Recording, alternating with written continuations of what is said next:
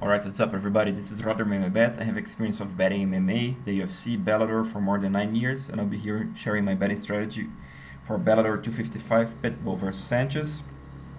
Real recap for the latest events, so everything is recorded here. This is my indicators, so you guys can see how I'm doing. If you have been following me for the last 5 events, let's say it, you'd have nearly 243% profit of the money you bet.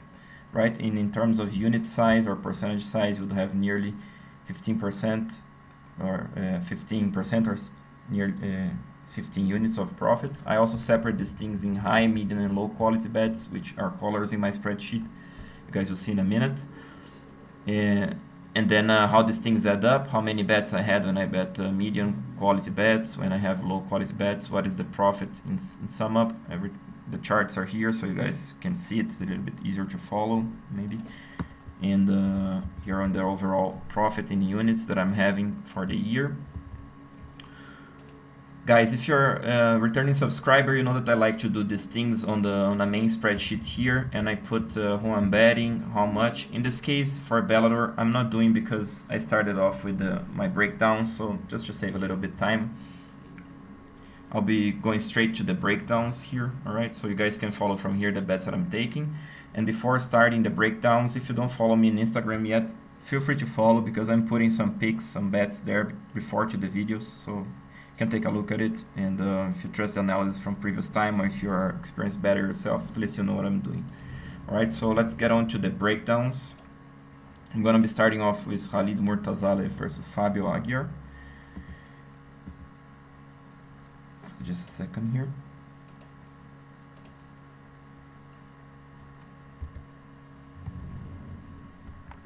Yeah, I think I forgot to update this part. Yeah, just give me 1 second. Alright guys, apologize for this, was just fixing this one. So between Khalid Murtazaliev versus Fabio Aguiar. Being honest, guys, the way that I think this fight will play out, sorry about this. I think Aguiar will try to be aggressive here. I think he'll try to corral Murtazaliev, try to make him, like a brawl. I think Murtazaliev gonna be smarter than that. He's the better striker here. He can throw more straight shots. He can use kicks. Aguiar mostly a brawler. He has good record, but it's just because the fighters that he fought, he has such an iron chin. So when he gets into brawls, he always gets out of it on top because he has such a massive and strong chin. He's also a little bit well-rounded, has some ground game like I'm putting here. From top, he's quite decent. But guys, Murtazaliev is the way better wrestler here. Sambo wrestling background. He's a credentialed Sambo wrestler. To me, he's going to easily take this to the ground, dominate Aguiar there, make it an easy fight. Probably finish him by either TKO with ground and pound or submission. Alright, so my pick is quite confidently Murtazaliev. I put my TKO here, but could happen submission. The lines when this first started, Khalid was like minus 130. I didn't catch him that early. I caught him like minus 150. That's when I posted my Instagram picture there. So if you caught it in an early market, I think you got a great bet. Now I think the odds are pretty similar to what I had, so still I would bet Khalid in this, even at minus 270, minus 300. But I would be careful, maybe throw him on round robins, throw him on parlays, okay, on a straight bet. This line is quite dangerous because, like I said, Aguiar is a tough guy, strong chin, gonna try to bang. Probably gonna come ready, gonna come for war, but still Murtazaliev is the safest pick here, hands down. And yeah, I think by decision also is not a bad bet on Murtazaliev. If you have raw bets here, take a look at it. Also take a look on these comments that I put here, guys. I think they're worth your time. On to the next fight, Roman Faraldo versus Trevor Gudde. This is an interesting one. I know it's not an easy fight to call. Faraldo is a guy that is the better striker. Actually I should have put here, maybe. Yeah, I went to 3 stars to both of them, but there's a little bit of a difference here. Faraldo is the way better, has better footwork, he's faster, he has more straight shots. He also hits angles pretty well, Gudde, he's a super tall guy, 6'7" for a welterweight. He's quite long too. And he uses his range pretty well. He likes to use push kicks, tip kicks, straight shots. He can, step to the side jab. So this guy is no slouch, you know, but still Faraldo has the striking advantage here. The main question here, guys, will be whether Faraldo has the cardio to keep, you know, hitting straight shots, hitting angles, avoiding getting clinched, because Gudde, he has a clinch game that's pretty interesting because he uses his height to his advantage. He clinches guys, start landing knees to their gut, knees to their legs, you know, so he hurts guys there, he slows guys down there. He's also a good BJJ player. He's probably a purple belt, but still he's so long and those legs are so long that he can, you know, get great leverage on the ground. He's also a grappling competitor, so this guy has some background. I have not seen on video how Faraldo grapples. Faraldo is an ATT, so probably has an advantage over there. Has probably great training partners to work with. So guys, my pick here will be Faraldo. It's quite difficult for me to call how this fight will play out. I think Faraldo gonna try to outstrike Gudde. Gudde gonna try to time him to the clinch, hold him there. Could be close. You know, the odds are pretty weird, you know. Gudde is like plus 400 range. Faraldo is like minus 350, minus 400. I think these lines are off. I would give like close to minus 200 and, you know, plus 200 on Gudde. So actually I'm gonna be taking a bet on Gudde. Very small money. Because, yeah, it's a very tough fight to call. Faraldo is under the better training camp. So, but still, both of these guys young, both of these guys hungry. Gudde pulled out the upset against the Gracie last time. Nobody expected that. So don't sleep on this guy. He's coming for real. And could be an interesting fight. At plus 400, guys, definitely the bet is on Gudde. So I'll take a step there and let's see what happens. But, yeah, take this with a grain of salt because both of these guys relatively inexperienced, so it's not easy to call. All right, on to the next fight: Mandel Nallo versus Ricardo. Actually, where is it?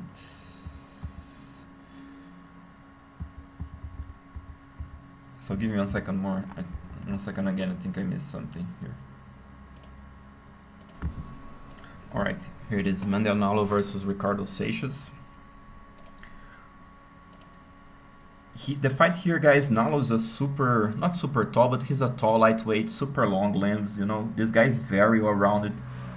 Good strikes, you know. He's not super busy, but good straight shots, good kicks, good grappling, very tough to take down, very good underhooks, good sprawls. Seems to have a good ground game from his back too, you know, can create scrambles, can, you know, attack submissions. So I'm going like, you know, pretty decent rating for him in all aspects of the game. Seixas, from what I've seen, guys, I was not able to find his last Bellator video to watch because it was in the prelims. It was not available for me. From what I've seen from videos, this guy, he likes to brawl. I'm giving 2 stars in the striking department because he gets inside and tries to bang, but he opens himself so much, the defense is so bad, he gets hit like every single shot until he gets TKO'd. So he's a very he has very weak skills in the defensive part. In the terms of wrestling and grappling, I'm giving 3 stars because he has good wrestling, but he doesn't time it well. He doesn't mix in with his strikes. At least he didn't used to up until 2018. You know, then he had a quick win in Bellator. But his ground game is pretty good. He's a BJJ black belt. In the defensive grappling, maybe he deserves 4-star here, you know, but I haven't seen, so I gave 3. The problem with this guy, like I said, you know, it's the consistency, the game plan. He comes to get hit, you know, he doesn't care. He wants to brawl to make it probably entertaining for the fans, but he ends up getting caught all the time, but he's a tough guy. The way I see this playing out, I think Nallo gonna be the smarter fighter here, use his range, his kicks, use his 1-2s. Seixas gonna start getting hit. Gonna try to shoot. I don't think he's gonna be able to take Nallo down, or at least if he takes this guy down, I think Nallo gets up pretty quickly. He's a very athletic party. So he gets back up, keeps landing on Seixas until he gets the TKO. That's my prediction for this fight. It's quite tough to bet Nallo because, to me at least, I haven't seen Seixas fighting. I don't know how much he's evolved. He's in a good training camp in King's MMA, so that can also play a factor. I haven't seen him fighting for 2 years, so he could have evolved quite a bit. But still, Nallo is the safest pick. If you want to bet Nallo, I would say use him on some parlays and some round robins together with the other guys, you know. Probably it's a good bet here, but still be careful because, I don't know, at least to me, I haven't seen Seixas, you know, in his latest fight, so I cannot tell too much. All right, on to the next fight. Magomed Magomedov versus Cee Jay Hamilton. Guys, I apologize for this again. I don't know what I made here. So between Magomed Magomedov versus Cee Jay Hamilton.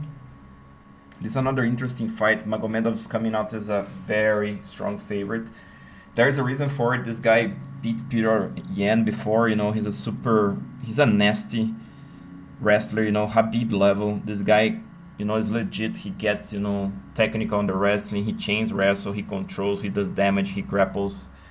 This guy is really legit on the grappling. On the striking, he's not bad either. He's a quite long guy for the division. Probably he's 5'7" for as a bantamweight. Not too much, but still quite long limbs. Good straight shots. Can kick pretty well. He knows how great a wrestler he is. Nobody wants to grapple with this guy, so he starts blasting kicks on guys. It's very tough to deal with. He's a super tough guy. Great game plans.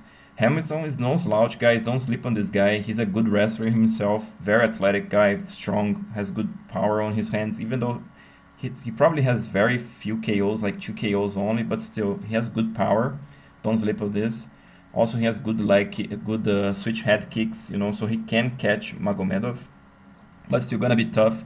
To win this, Hamilton has to, hit and run, use his faster footwork, his athleticism, defend the takedowns, keep hit and running. It's not easy to do because Magomedov is so tough. He's so tenacious with the takedowns. But still, Hamilton has a chance, guys. But still, the safest pick is definitely Magomedov. I'm going by round 3 submission because Hamilton, he's so powerful, so athletic that he tends to slow down. His style demands quite a lot of energy. It's not easy to do, like I said, against a guy like Magomedov. So Mago by round 3 submission is my pick. I think the lines are totally off. Hamilton is like plus 750. It's just ridiculous. I'm gonna be betting Hamilton, just a little bit, like I said. Comparing to Trevor Gudde and to the percentage wise that I usually use there, I'm gonna be going like 70.75%, so less 1% in Gudde, probably 0.5% only on Hamilton, because again, it's tough one against Magomedov, but guys, at plus 750, there is value on this guy. He's a good wrestler, good counter wrestling. It's tough to take this guy down. It's tough to hold this guy down. He's gonna try to win. There's no doubt about it. So let's see what happens here, okay? But here are the odds and the prop bets that I'll be taking. Here are the comments for you guys to pause, take a look at it, think it's worth your time. Then we're on to Christopher Gonzalez versus Roger Huerta. It's a young lion in Gonzalez versus the old lion in Huerta.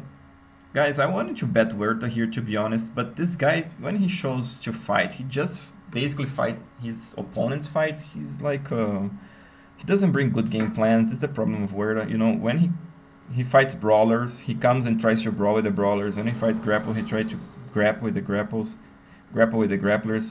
So guys, this guy, it's pretty weird. He's such a massive experience. He has probably 30 fights, so he could easily bring a good game plan here, which is against Gonzalez, stuff his takedowns, try to, outstrike him.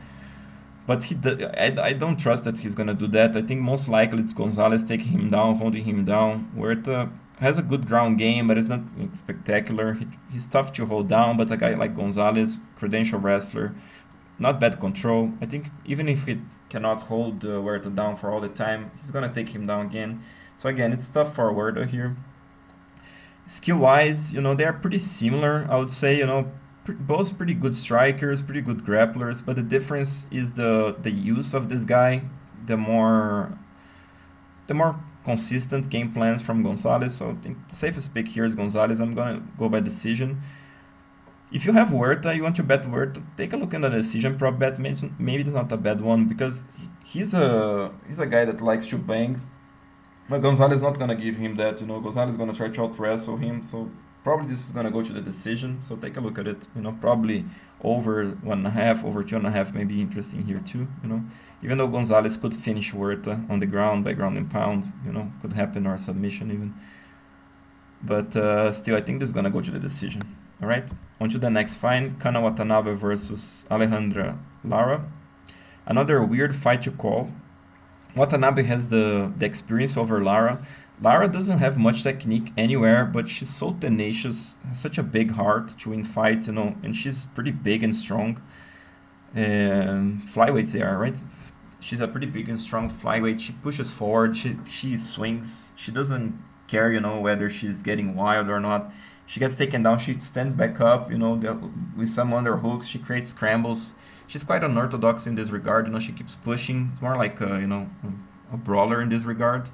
Watanabe, she's so poor on the striking. I was, kind of back and forth here. I wanted to bet Watanabe because she's the dog here.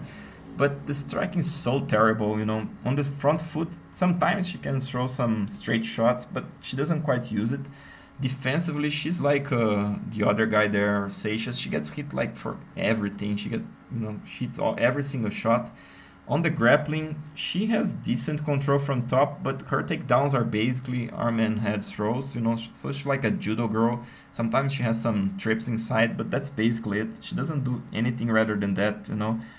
From the top, again, it's decent control, but I'm not impressed. To me, Lara gets back up, even she gets taken down, and outstrike this girl. I think even Lara can finish her.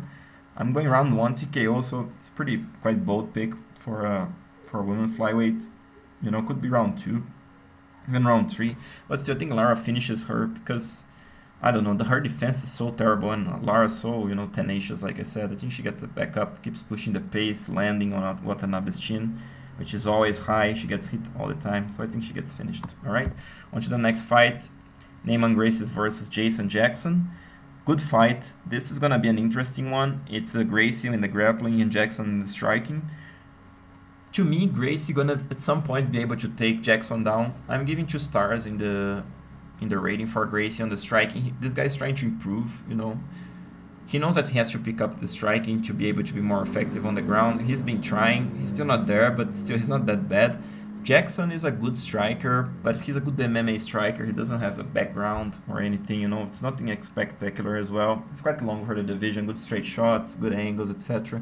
But still, there are some mistakes there. It's nothing outstanding, like I'm saying. But Gracie is outstanding on the ground. Everybody knows that. Has a good double leg. He times it well, He knows what he has to do here. Jackson knows what he has to do as well. He's going to try to stuff those takedowns, but I think Gracie at some point going to get inside, going to get a double leg, or he's going to pull guard, or he's going to, get a body lock, control this guy, take him to the ground. So I'm slightly confident on Gracie. I'm going with him by submission. This would be the prop bets that I'm taking. This would be my odds. So you guys see Gracie now. He's like the even money. I think it's good value on Gracie. I'm still waiting to see, hoping that people keep betting Jackson. Because I want to bet Gracie on this one. But still, Jackson is no slouch. This guy is a good fighter, the ass-kicking machine. And yeah, he's a fighter. He's a tough guy. He's going to try to win. There's no doubt about it. But still, I'm going to be going with Gracie. And this would be the prop bets that I'm taking. And these are the comments, right? On to the next fight, TYrell Fortune versus Jack May. Another interesting one. Fortune is the more well-rounded guy. He's a good striker. Good straight shots, very good leg kick, good clinch game, wrestling, pretty decent, pretty good for a heavyweight especially. Not bad control. Pretty tough guy. But he's giving 6 inches in height and probably 3 in range or 4 in range. So there's a massive range advantage for May. May's a pretty limited guy in the sense that he's basically a boxer, but he has good straight shots, good natural power, so tall, so big, like 260, 255 heavyweight, so he's a pretty big one. I'm giving 4 stars on the offensive one. He's a pretty good striker. Defensively, I'm giving 3 stars because he has such massive range and controls the range quite decently. He throws straight shots when the opponent comes in, which is pretty tough to deal with. In the heavyweight division, I think this is 3 stars. The problem with this guy, his legs are quite weak, to be honest. I think Fortune gonna capitalize on that, gonna start landing leg kicks, gonna clinch him, take him down. This guy, defensive grappling, I put 3 stars here, don't know why. But it's pretty bad, he doesn't know how to get back up. I'm giving 2 stars because he has quite decent underhooks, but if he gets taken down, he gets flat on the back pretty easily, and he doesn't know how to get back up. So Fortune knows that his legs are weak. He's gonna kick those legs, gonna try to take him down. But still, guys, it's the heavyweight division. Fortune is a smaller guy here. May has good straight shots, good natural power. Fortune is the pick. No, I'm going with him by decision. But guys, another fight that is totally off in my opinion. The odds. May is like plus 400. I'm betting May again, probably like 0.75%, similar to Trevor Gudde, or you know, 0.5% similar to the Cee Jay Hamilton that I said. TYrell should win this fight, but I'm not ruling May totally out here. TYrell also is only 30 years old, whereas May is 39. So there's a discrepancy in age. Probably May is, you know, close to retirement, where this guy's probably gonna want to try to be a champion. So there is this fact too. But still, guys, I'm going with May in terms of a bet, even though I think Fortune is the one that should win this fight. You know, because I think there is value there. Like I said, I would put maybe plus 300. You know, would be the another, you know, pretty decent call to say that, you know, May could be at plus 300 underdog, but you look at the odds, he's a plus 400 underdog. So there is value there. I'm gonna be betting May here, just small money. All right. The main event: Patricio Freire versus Emmanuel Sanchez. No, hang on a second. Yeah, no, I mean still in. Yeah, I think again, guys. I think I made some copies here, and I didn't clean this up before. I thought that I had. So let me break this one down between Usman Nurmagomedov versus Mike Hamel. Guy, this Nurmagomedov is a legit one. I can tell you guys that. He's a tall, long, lightweight, good striking. You know, he's not the busiest striker, but still has good straight shots, good kicks. He likes the switch head kick, the tip kick. It's not easy to deal with this guy because he's so long. The wrestling, again, it's like this one is nearly Khabib level. He's a pretty good chain wrestler. You know, he doesn't have Khabib's control here yet, but he's a good grappler. He can take your back. He's very good there, and he's a big tough guy. You know, it's very tough to deal with this guy. Hamel, he's a tough guy himself. You know, don't get me wrong. He's gonna try to come to win this. Pretty decent striker. Likes to throw straight shots. Likes to, you know, get inside. You know, go with the overhand. Has a pretty good flow with his striking, so I'm giving him 3 stars here. Defensively, he's not the best, so maybe gonna be tough on this part because he doesn't have the range. Pretty good wrestler, but he doesn't have much grappling, you know, to back it up. His control comes more from wrestling base, not much like a BJJ or, you know, pure grappling. So I'm giving 3 stars here, even though he's a good wrestler. It's for him. He basically brings wrestling game plans, which is gonna be tough against Nurmagomedov. But still, let's see what happens. I think Nurmagomedov here is definitely the safest pick, so don't bother this. So Nurmagomedov is the pick. I'm going with him by submission. Hamel is like plus 600 underdog.